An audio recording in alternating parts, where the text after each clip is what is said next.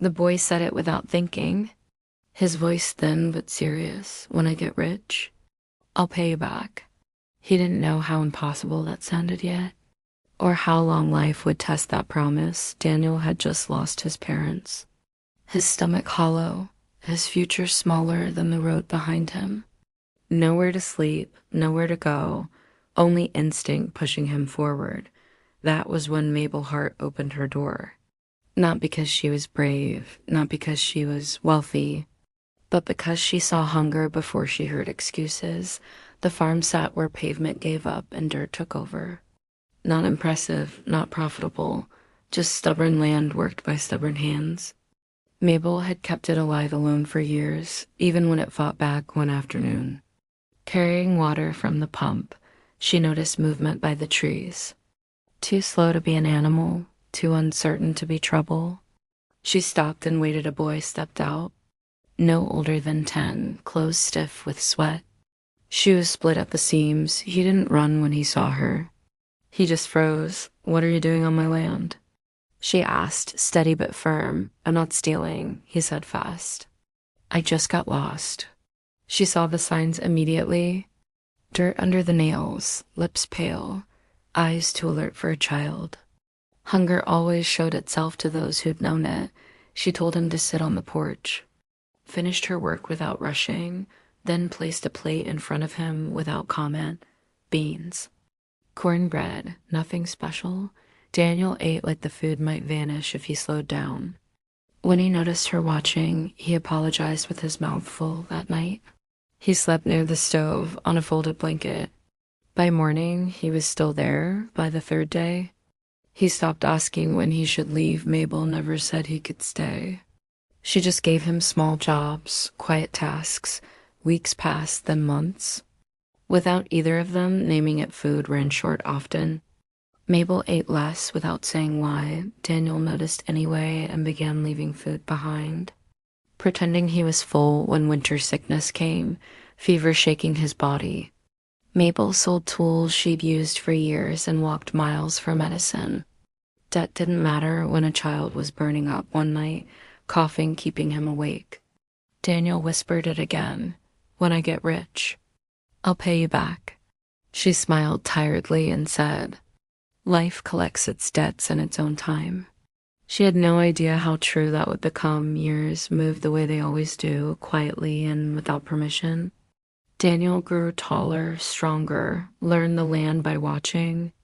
The farm raised him as much as she did. People talked in town. Some called her kind, others called her foolish.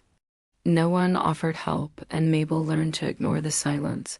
When Daniel was 15, a black sedan rolled down the dirt road. A man stepped out, stiff posture, sharp eyes. Words like custody and opportunity. Daniel went still. "That's my grandfather," he said. Fear playing on his face. Mabel listened. Didn't interrupt, didn't argue. When Daniel looked at her, she nodded. "You go," she said, even though it hurt. "You don't waste a chance meant for you." He hugged her hard, promising he wouldn't forget after he left.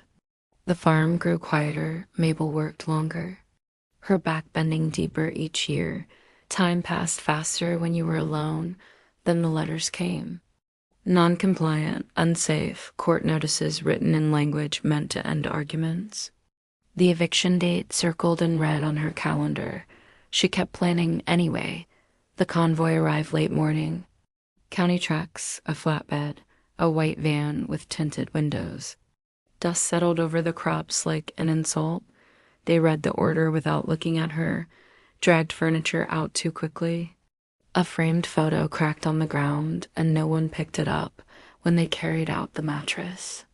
Her legs gave out. She fell hard into the dirt, fingers curling like she could hold the land in place.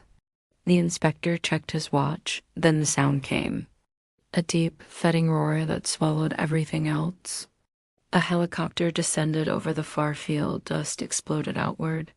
Engines cut. Silence fell.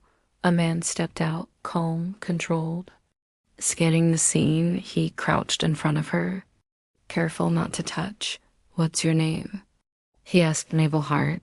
His face changed instantly. He stood and turned to the officials. "Stop, right now." They tried to protest until he pulled out his phone. "This land is protected," he said, voice steady. "These reports are forged." Then he looked back at her. "It's Daniel." The boy on the porch no longer existed. The promised phones came out. Documents surfaced. Dates didn't match. Signatures collapsed under scrutiny. The eviction froze in real time by afternoon. The trucks were gone, boxes returned, silence heavier than before. Daniel stayed. He walked the land with her, asked about soil and frost, remembered more than he admitted, and finally said, "I promised you something." The reckoning came quietly. Audits, charges, resignations, deals collapsing without ceremony. The powerful disappeared the same way they'd arrived. Daniel returned often, never announcing himself. The farm didn't become flashy. It became untouchable, preserved, protected, permanent. On a clear morning, Mabel watched the soil turn under new equipment. "You kept your word," she said. "I just showed up late," he replied. The land stayed hers. The promise stayed whole, and for the first time in years, she slept without fear. Small kindness doesn't vanish, it waits, and sometimes it comes back with unstoppable force. A scribe for more stories where quiet choices change everything.